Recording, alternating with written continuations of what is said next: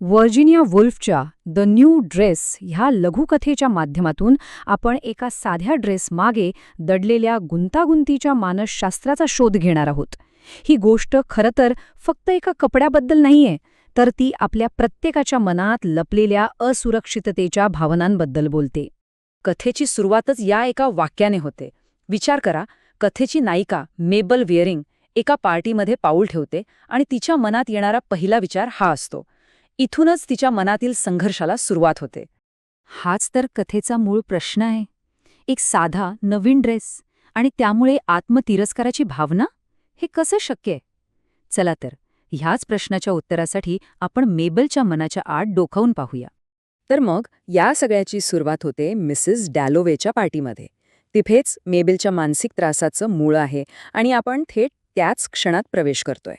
गोष्ट अगदी साधी आहे. मेबल एका छान चकचकीत पार्टीमध्ये आहे, पण तिच्या डोक्यात एकच विचार घोळतोय की तिने घातलेला तो पिवळा ड्रेस तो एक मोठी चूक आहे, एक डिझास्टर आहे. पण गंमत म्हणजे ही गोष्ट फक्त त्या ड्रेसपुरती नाहीये. नाही, ही भावना खूप खोलवर रुजलेली आहे.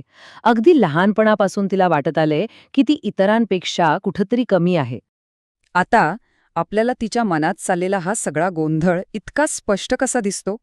यामागे एक खास साहित्यिक तंत्र आहे जे व्हर्जिनिया वुल्फने वापरलं आहे. हे तंत्र आहे स्ट्रीम ऑफ कॉन्शियसनेस. म्हणजे काय तर लेखिका आपल्याला थेट पात्राच्या मनात घेऊन जाते. तिच्या मनात जसे विचार येतात तुटक तुटक एकामागोमाग एक, ते सगळे आपल्याला जसेच्या तसे समजतात आणि त्यामुळेच आपण तिची चिंता इतकी जवळून अनुभवू शकतो.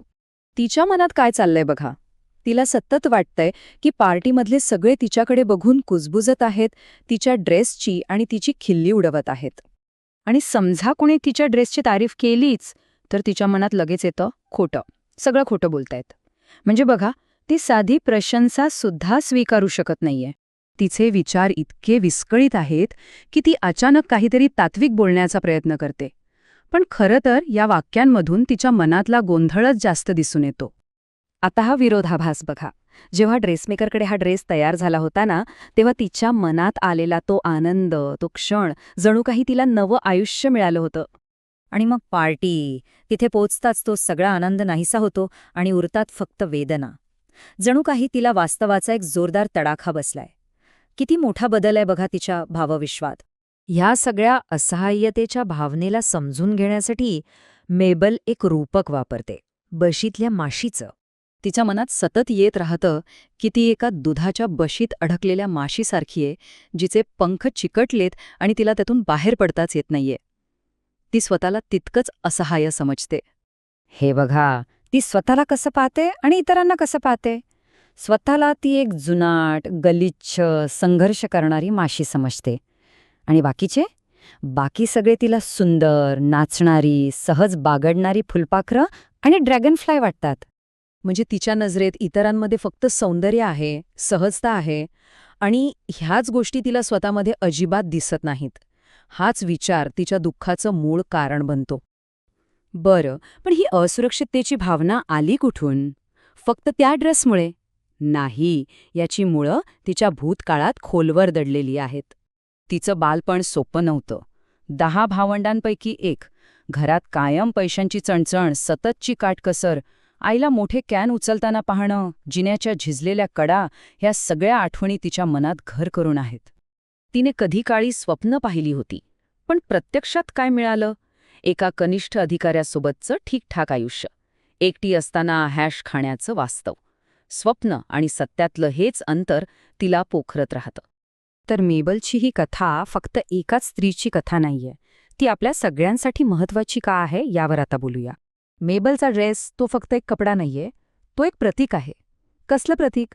तर लोक आपल्याबद्दल काय विचार करतील या सार्वत्रिक भीतीचं, आपल्या आतल्या स्वमध्ये आणि आपण जगाला जो चेहरा दाखवतो त्यातल्या दरीचं.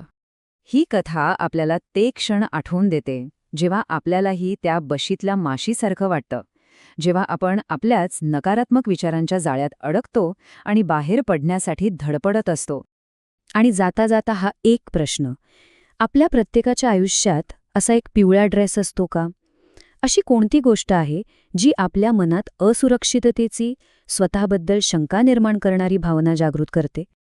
www.testwiser.com TestWiser is a digital learning platform designed for students to prepare for board and competitive exams, offering chapter-wise tests and full-length mock tests, study material like video, PDF notes, DPP, MCQ, theory, and most important, Maharashtra engineering admission counseling across multiple domains.